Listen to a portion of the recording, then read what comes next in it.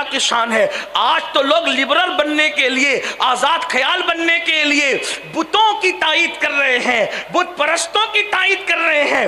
لوگوں سے لبرل ہونے کا سرٹیفکیٹ اور روشن خیال ہونے کا سرٹیفکیٹ لینے والوں، اسلام آدھا تیتر آدھا بٹیر کا نام نہیں ہے، دین صرف دین ہے۔ مکے والوں نے کہا تھا آپ ہمارے خداؤں کو پوجے، ہم آپ کے خدا کو پوجے، یہی تو انہوں نے کہا تھا اختلاف ختم، جھگڑا ختم۔ قرآن نے کہا یہ نہیں ہو سکتا محبوب، آپ کہہ دیں کہ جس کی تم عبادت کرتے اس کی میں عبادت نہیں کروں گا، اس لیے کہ جھگڑا تو اصل ہے یہی کہ اللہ اللہ، درخت، مٹی، پتھر، چوہے، چیل، کوے عبادت کے لائق نہیں ہے۔ عبادت کے لائق صرف وہ ہے جسے وحدہ لا شریک کہتے ہیں۔ نعرہ تکبیر، نعرہ رسالت، حضرت علامہ مولانا سید امین القادری صاحب قبلہ اشرفی۔ حالات دیکھ کر کے لوگوں کی بولیاں بدل رہی، سیاسی لیڈروں کی بولیاں، مالداروں کی بولیاں، نام نہاد سوشل ورکروں کی بولیاں کہ ادھر بھی چلیں ادھر بھی چلیں اور اس طرح جان بچائیں۔ لعنت ہے ایسی زندگی پر جو خدا کی بغاوت کے ساتھ ہو، اس لیے کہ تیرا سر اتنا قیمتی ہے، جب نبی کو سجدہ جائز نہیں ہے، ولی کو سجدہ جائز نہیں ہے، تو مٹی، پتھر، چیل، کووں کو سجدے کی اجازت کیسے ہو سکتی ہے؟ اور بت خانہ بنانے والوں کو چندہ دینے والوں سے پوچھنا چاہتا ہوں، مر کے کیا جواب دو گے؟ وما قدر اللہ حق قدری، تم نے اللہ کی ایسی قدر نہیں کی جیسا کہ قدر کرنے کا حق تھا۔ جانتے ہو جس اللہ کو پوچھتے ہو، جس کی عبادت کرتے وہ ہے کیا؟ اس کی شان کیا ہے؟ تمہیں پتا ہے محمد الرسول اللہ جیسی ہستی جس کی بارگاہ میں پیشانی رکھ دے وہ خدا کی شان ہے۔ ذرا غور تو فرمائے، اتنی اعلیٰ ہستی جس کے آگے سر نیاز کھم، ان کے سر کی شان کیا ہے اندازہ تو کرو۔ جس کے تلووں پر جبریل اپنا ماتھا ملے، جب تلوہ اتنا قیمتی ہے تو وہ سر کتنا قیمتی ہوگا، اور وہ سر جس خدا کے آگے جھکتا ہے وہ خدا کے شان کا مالک ہو۔ اس خدا کو چھوڑ کر اپنا عقیدہ متزلزل کرتے ہو۔ بھائیو یہ تو موسم بدلتے رہتے ہیں، حالات تبدیل ہوتے رہتے ہیں۔ اللہ اکبر۔ امام حسین نے بتایا 3 دن کربلا کی زندگی پسند ہے، لیکن 30,000 دن تک یزید جیسے طاغوت کی غلامی پسند نہیں ہے۔ باطل پہ رہ کے زندہ رہنے والی زندگی پہ لعنت ہے، اور حق پہ رہ کے مر جانے کو شہادت کہتے ہیں۔ اس لیے حسینی کہلاتے ہو، صرف شربت والے، صرف کھچڑے والے، صرف نان کھٹائی والے، صرف 10 دن کے محرم کی محفل سجانے والے۔ حسینیت تو یہ ہے نا کہ جب بھی کبھی ضمیر کا سودا ہو دوستو، قائم رہو حسین کے انکار کی طرح۔ آج بھی ضمیروں کا سودا، توحید پر قائم رہو، رسالت پر قائم رہو۔ کہانی قصے کی بنیاد پہ جنہیں خدا ہونے کی سند مل گئی، آج تم ان سے متاثر ہو گئے۔ ہمارا خدا تو وہ ہے، هو اللہ احد اللہ الصمد لم یلد ولم یولد۔ کیا شان ہے جو بادل سے پانی قطرے قطرے برساتا ہے، اسے اللہ کہتے ہیں۔ جس نے کن کہہ کر کے اتنی بڑی زمین بنائی اسے اللہ کہتے ہیں۔ جو سمندروں میں جس کے حکم سے اتنی بڑی بڑی کشتیاں چلتی ہیں اسے اللہ کہتے ہیں۔ جو روزانہ مشرق سے سورج نکال کر مغرب میں غروب کر دیتا ہے اسے اللہ کہتے ہیں۔ جو رات کی سیاہ چادر کو سمیٹ کے کہاں رکھتا ہے، آج تک کے سائنس اس بارے میں کوئی تحقیق نہیں کر سکی، اسے اللہ کہتے ہیں۔ جو دن کی زلفوں کو بکھیر دیتا ہے، اللہ اکبر، رات سمٹ جاتی ہے، اور جب رات کی چادر سمیٹ دیتا ہے تو دن نکل آتا ہے۔ ستاروں کی انجمن وہ سجاتا ہے، شفق کا جمال اس نے پیدا کیا، افق کی سرخیاں اس نے پیدا کی۔ مردہ انڈے سے چند دن میں زندہ مرغی نکال دیتا ہے، اسے اللہ کہتے ہیں۔ جو درختوں کی پتیاں پیدا کرتا ہے اسے اللہ کہتے ہیں۔ جو نکھتے گل پیدا کرتا ہے اسے اللہ کہتے ہیں۔ تتلیوں کو جس نے باغپن عطا کیا اسے اللہ کہتے ہیں۔ جو مردے میں جان پیدا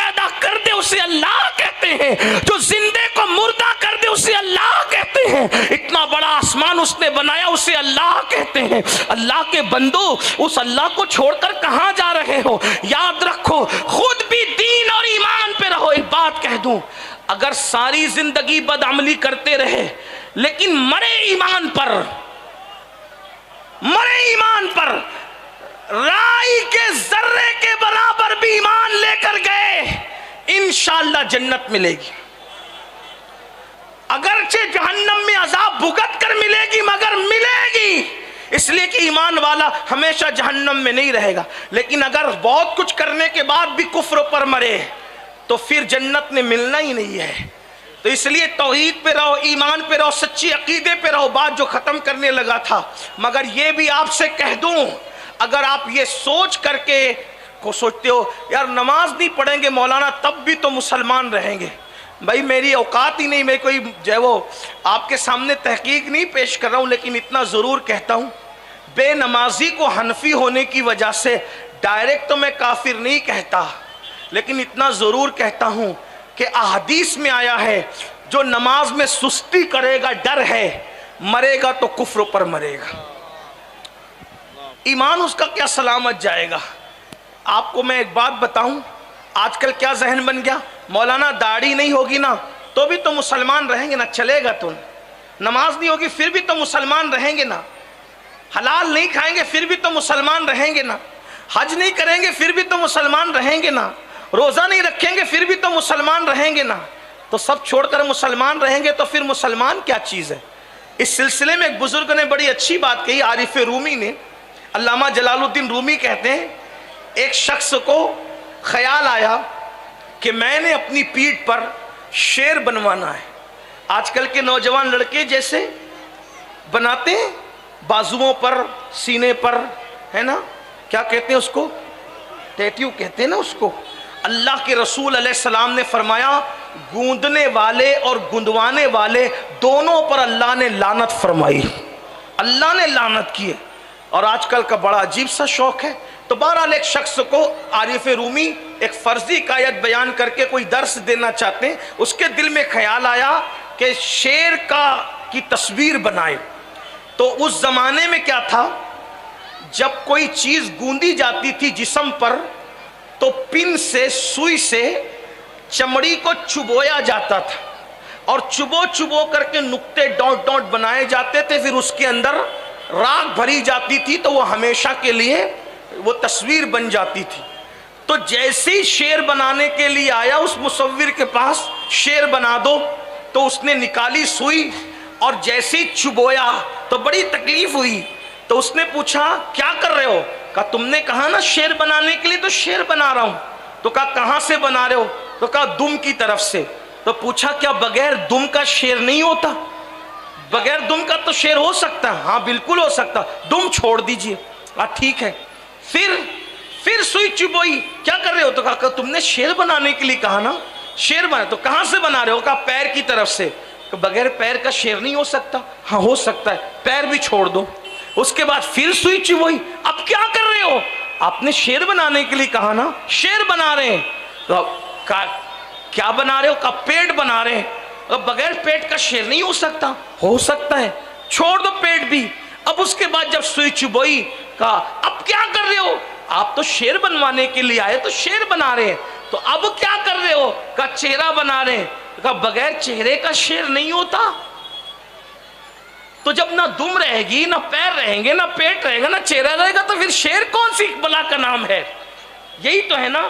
تو آج مسلمانوں کا ذہن یہی بنا، جب بغیر نماز پڑھے بھی میں مسلمان رہ سکتا ہوں، جب بغیر داڑھی کے بغیر بھی مسلمان رہ سکتا ہوں، جب حج فرض ہونے کے بعد حج کیے بغیر بھی مسلمان رہ سکتا ہوں، زکوٰۃ فرض ہونے کے بعد زکوٰۃ دیے بغیر بھی مسلمان رہ سکتا ہوں، تو پھر اس کے بعد میں مسلمان ہوں لیکن کچھ کروں گا نہیں۔ تو یاد رکھنا، اللہ کے رسول صلی اللہ علیہ وآلہ وسلم نے فرمایا جس پہ حج فرض ہو جائے، استطاعت اس میں ہے اور وہ حج نہیں کرتا، آقا فرماتے یا تو وہ یہودی ہو کے مرے یا تو وہ نصرانی ہو کے مرے۔ آپ کس دین کی بات کر رہے ہیں؟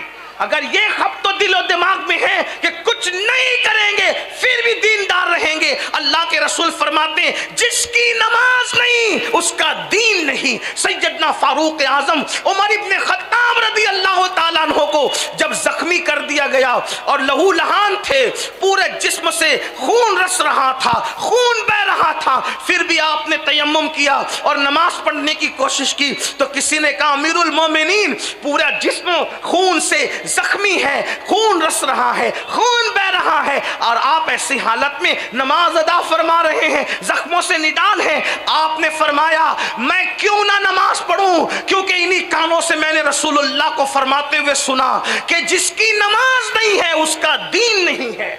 ये फारूक आजम फरमा रहे जिनको रसूलुल्लाह ने जन्नत की गारंटी दी है, हुजूर ने जन्नत की बशारत दी है। हम तो ये कहते हैं उमर इब्ने खत्ताब का जन्नती होना ऐसे ही यकीनी है जैसे जन्नत का होना यकीनी है। क्यों? जिस रसूल ने जन्नत की खबर दी उस रसूल ने उमर इब्ने खत्ताब के जन्नती होने की खबर दी। जिस जबान से जन्नत सुना उसी जबान से फारूक आजम का जन्नती होना सुना। तो जैसे जन्नत का होना यकीनी वैसे फारूक आजम का जन्नती होना यकीनी। उसके बावजूद भी वो नमाज अदा फरमा रहे हैं। मेरे अजीज भाई, हम नमाज को छोड़कर कहाँ जा रहे हैं? नमाज के लिए टाइम नहीं। बस आखिरी बात अर्ज कर दूं, मैं क्या आपसे अर्ज कर रहा था कि लोगों का ख्याल है कुछ भी करो जन्नत में जाए, कुछ भी करो बख्श दिए जाएंगे। आइए, अल्लाह रब्बुल इज़्ज़त जहाँ रहीम है, करीम है, वहीं गैरत वाला भी है। हज़रत सैयदना मालिकुद दीनार फरमाते, मालिक इब्ने दीनार कहते हैं कि मुझे पता चला कि मेरे पड़ोसी को सकरात लगी, मेरा पड़ोसी मरने लगा, उसको मौत आ रही है, वो दुनिया से जा रहा है।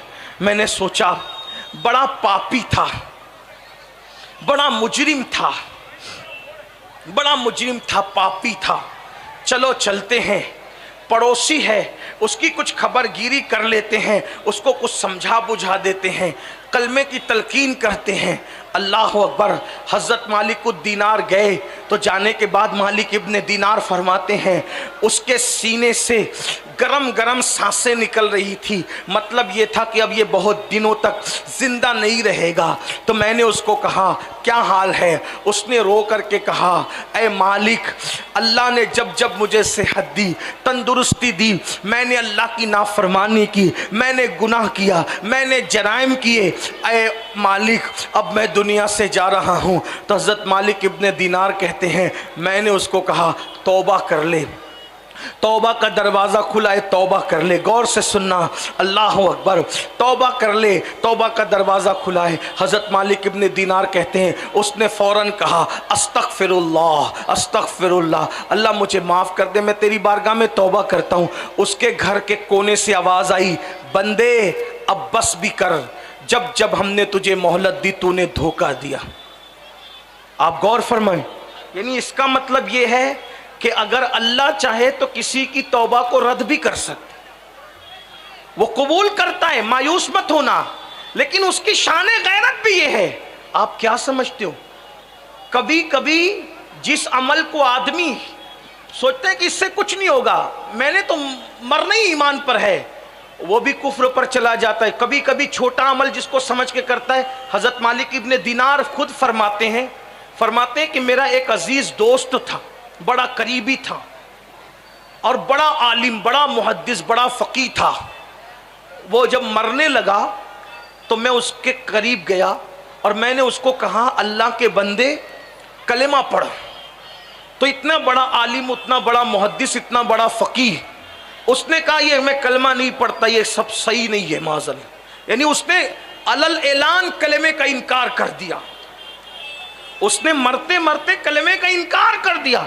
हजरत मालिकुद दीनार कहते हैं मैं डरा, अल्लाह ये मरते मरते कुफ्र की तरफ चला गया, ये मरते मरते दीन का, इस्लाम का, कलमे का इनकार कर गया। हालांकि फ़ुक़हाए अहनाफ के नज़दीक मसला कुछ और है, मैं उसकी तरफ अभी नहीं जाता, लेकिन मैं उसी को फॉलो करता हूँ। हम हनफी हैं और हनफियत ही के फॉलोवर हैं। लेकिन हज़रत मालिकुद दीनार का अपना मसला कर, उनकी अपने नज़रियात आपके सामने बता रहा हूँ। वो कहते मैं रो पड़ा, मैं रोने लगा, या अल्लाह वो काफिर हो गया मरते मरते। और कुछ देर के बाद खबर आई कि वो तो मर गया, यानी कुफ्र पे मरा। फरमाते हैं मैं रात और दिन रोता रहा, परेशान रहा, या अल्लाह इतना बड़ा नमाजी आदमी, इतना परहेजगार आदमी, इतना पारसा आदमी, इतना मुत्तकी आदमी कुफ्र पे कैसे मरा। तो मैं अल्लाह से दुआ करता था, अल्लाह तू मुझे उसको ख्वाब में दिखा, मुझे ख्वाब में दिखा, मैं पूछूं तो सही वो कुफ्र पे क्यों मरा, वो कुफ्र पे क्यों मरा, वो कुफ्र पे क्यों मरा। मालिक को दीनार कहते हैं, बहुत दुआएं की, बहुत दुआएं की, रातों दिन दुआएं की, पांचों वक्त में दुआएं की। आखिरकार एक रात मैंने क्या देखा कि वही बड़ा नेक मुत्तकी परहेजगार जिसको हम समझते थे, बड़ा आबिदो जाहिद था, वो जहन्नम के अंदर है। तारकोल का लिबास उसके बदन पर है, उसके पैरों में जहन्नम की आग की जूतियां हैं, उसके पूरे बदन पर जहन्नमी लिबास है। मैंने उसको देखा तो रो पड़ा, वो भी रो रहा था। मैंने पूछा, जालिम तू तो बड़ा मुत्तकी, बड़ा परहेजगार, बड़ा आबिद व जाहिद कहलाता था, बता तू कुफ्र पे कैसे मरा, तू काफिर होके कैसे मरा। उसने जवाब दिया, ए मालिक तुम जानते हो मेरी नमाजें कभी नहीं छूटी, रमज़ान शरीफ के रोज़े कभी नहीं छूटे, मेरी तहज्जुद कभी नहीं छूटी, मैं कुरान भी पढ़ता था, मैं मुहद्दिस था, आलिम था, फ़क़ीह था, लेकिन ए मालिक तुम्हें क्या बताऊं कि मुझे एक बीमारी हो गई। गौर से सुनना, इसी पे बात पूरी कर रहा हूं। वो कहता है मुझे एक बीमारी हो गई, मैं तबीबों के पास दौड़ता रहा, हकीमों के पास दौड़ता रहा, तबीबों ने और हकीमों ने कहा तेरी बीमारी का इलाज नहीं है। आखिरकार एक यहूदी हकीम के पास गया तो उसने मुझे कहा कि देख तेरी बीमारी का इलाज तो मेरे पास नहीं है, अलबत्ता जो तुझे तकलीफ है वो तकलीफ दब जाएगी।